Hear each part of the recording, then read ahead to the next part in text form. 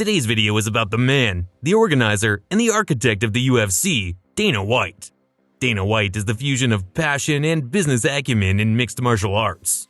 Starting as a devoted fight fan, White became the influential president of the UFC, leading to the sport's evolution and global popularity. Dana White's leadership transformed the UFC from a niche spectacle into a global sports powerhouse. But where did it all begin for UFC's godfather?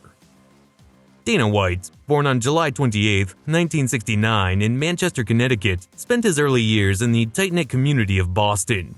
Raised by his single mother and family, White developed thick skin against tough circumstances. His fascination with combat sports ignited during childhood, influenced by his boxing enthusiast mother. White's passion for martial arts grew as he delved into disciplines like kickboxing and jiu-jitsu. But he realized he could be more than an active fighter. White's keen business sense became evident during his time at the University of Massachusetts, where he studied business management. After managing a series of gyms, he entered the boxing scene, gaining practical experience in fight promotion. These formative years laid the foundation for his future role in shaping the UFC.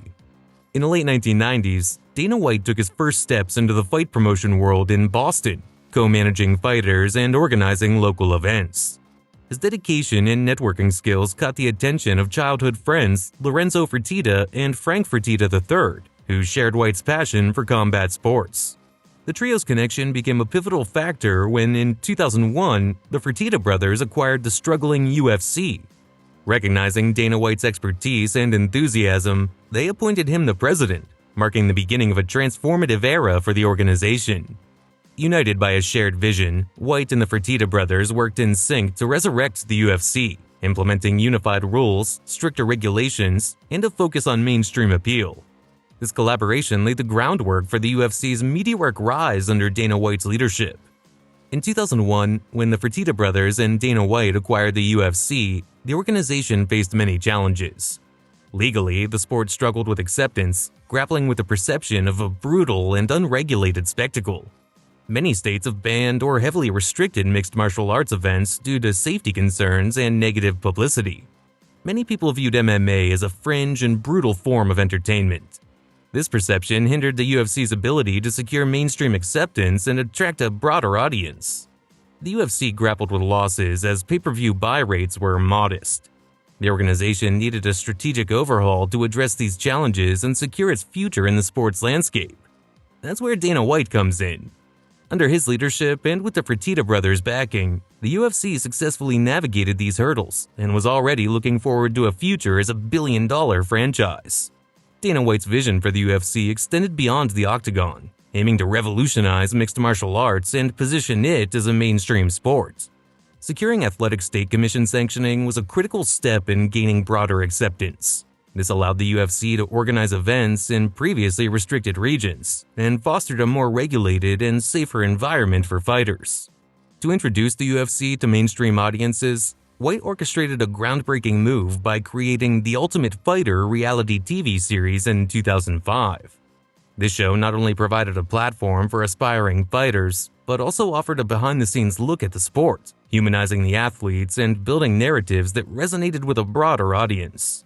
Dana White began hosting UFC events worldwide. The organization embraced a diverse array of fighters, cultivating a global fan base and solidifying MMA as a truly international sport. In the digital realm, White spearheaded the launch of the UFC Fight Pass in 2013. This subscription-based streaming service provided fans access to a vast content library, including live events, original programming, and historical fights.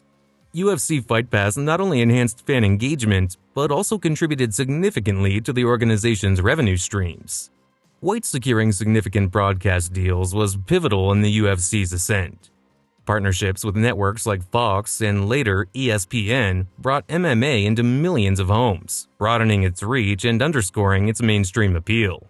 These strategic moves not only boosted the UFC's financial standing, but solidified its status as a global sports juggernaut. Dana White recognizes the importance of charismatic and skilled athletes, actively promoting individual fighters, transforming them into household names. Fighters like Conor McGregor, Ronda Rousey, and George St. Pierre became not just champions in the octagon, but also cultural icons, drawing mainstream attention to the sport. White's adept use of social media and traditional marketing channels amplified the profiles of these athletes, making their journeys and rivalries accessible to a broad audience. This approach not only benefited the fighters, but also contributed significantly to the UFC's overall appeal, attracting fans who were drawn to the narratives and personalities within the sport. But even UFC's modern architect has had his fair share of beatdowns. Dana White's tenure at the UFC has not been without controversy. He has faced disputes with fighters over pay, contract negotiations, and public criticism. For instance, Stipe Miocic had said Ngannou had been receiving bigger promotion ahead of him, even though Stipe would argue he's as good as Ngannou. White's aggressive business tactics and outspoken nature have also stirred controversy. Critics argue that White's management style has created a polarizing figure in the MMA community. Despite the controversies, White's impact on the growth of the UFC remains undeniable, and his unapologetic approach has been a defining aspect of his leadership. Dana White's divisive leadership style, marked by a no-nonsense approach and unfiltered communication, has effectively navigated the UFC through numerous challenges. His assertiveness and determination were crucial in overcoming legal, financial, and public perception hurdles, propelling the organization to unprecedented success. Dana White transformed the UFC from a marginalized niche to a mainstream phenomenon. The UFC's success under his leadership not only elevated MMA's standing, but also provided a blueprint for other organizations to follow. Looking to the future of the UFC, White's legacy may be characterized by the foundation he laid for continued growth. The organization's ability to adapt, attract new fans, and explore emerging markets will determine how White's contributions shape the ongoing narrative of MMA. Dana White's journey from a fight enthusiast to the most influential figure in MMA demonstrates the dedication and strategic vision it takes to succeed in life.